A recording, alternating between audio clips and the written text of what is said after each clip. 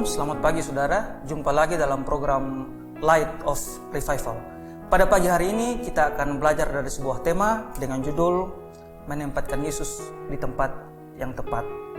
Dengan ayat yang menjadi dasarnya dari Matius 8 ayat 8. Tetapi jawab perwira itu kepadanya, Tuan, aku tidak layak menerima Tuan di dalam rumahku. Katakan saja sepatah kata, maka hambaku itu akan sembuh. Konteks dari ayat ini menceritakan tentang seorang perwira yang mempunyai seorang hamba yang sedang sakit, dan singkat cerita perwira ini memohon untuk Yesus dapat menyembuhkan hambanya. Ada hal menarik di sini. Yang pertama bahwa perwira ini memanggil Yesus dengan sebutan Tuan. Padahal kita ketahui bahwa sang perwira ini mempunyai jabatan, mempunyai kedudukan dalam militer Romawi yang cukup tinggi, sedangkan Yesus adalah seorang yang non Romawi, dan notabene-nya dia adalah seorang anak tukang kayu. Tapi dia menghargai Yesus. Dia sangat menghargai Yesus dengan menyebutkan Yesus sebagai Tuan, dan dia percaya bahwa Yesus sanggup memulihkan keadaannya atau keadaan hambanya.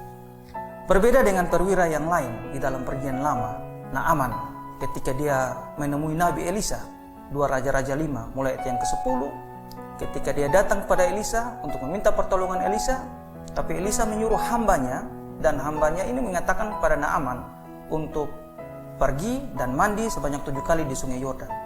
Lalu ayat 11 dikatakan bahwa Naaman pergi dengan gusar, Naaman pergi dengan marah, Naaman pergi dengan kecewa, karena yang dia pikirkan, yang dia bayangkan, Elisa hadir, datang kepadanya, berdiri di depannya, berdoa kepada Allah dengan kata-kata dan menggerak-gerakkan tangannya di atas penyakitnya sehingga penyakitnya menjadi sembuh. Tapi berbeda dengan perwira yang satu ini. Dia mengatakan bahwa Yesus tidak perlu datang, hanya dengan sepatah kata. Bagaimana dengan kita? Apakah kita juga menempatkan Yesus di tempat yang tepat seperti sang perwira tadi? Jika kita mau menempatkan Yesus di tempat yang tepat, maka kita juga harus mengakui Yesus sebagai Tuan atau pemerintah di dalam kehidupan kita. Dan lebih daripada itu, kita juga harus mengakui bahwa Yesus adalah Tuhan dan juru selamat pribadi kita. Jika kita mengakui Yesus sebagai Tuhan, maka percayalah Dia sanggup memulihkan keadaan kita. Inilah yang dipercaya oleh sang perwira tadi, bahwa dia mengundang Yesus. Yesus tidak perlu datang ke rumahnya. Dia percaya bahwa Yesus sanggup memulihkan hanya dengan satu kata. Jika Yesus berkata ya, maka pasti akan terjadi. Jika satu kata dari Yesus tidak, maka apapun tidak akan pernah bisa terjadi. Dan jika Yesus berkata tunggu, maka bersabarlah karena akan terjadi pada waktunya. Mungkin kita pernah berpikir atau mengalami satu pergumulan berat, bahkan bertahun-tahun lamanya. Kita sempat berpikir, apakah Yesus sanggup memulihkan kita? Atau mustahil Yesus sanggup memulihkan kita? Tapi yang lebih mustahil ialah mustahil Yesus tidak sanggup pulihkan kita. Yesus adalah Allah, adalah Tuhan yang juga menciptakan langit dan bumi.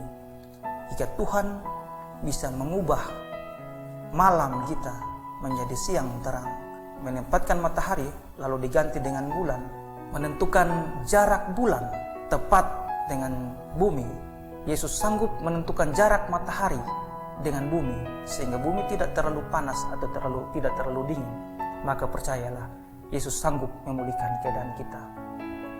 Tunggu dan bersabar, maka Yesus akan memulihkan kita. Mari kita berdoa.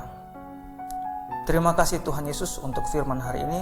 Terima kasih, terpujilah nama-Mu ya Tuhan, karena Tuhan telah mengizinkan kami untuk mendengar firman-Mu, dan kiranya Tuhan mengajarkan kami untuk mendapatkan Tuhan Yesus sebagai pribadi yang luar biasa dalam hidup dan kehidupan kami.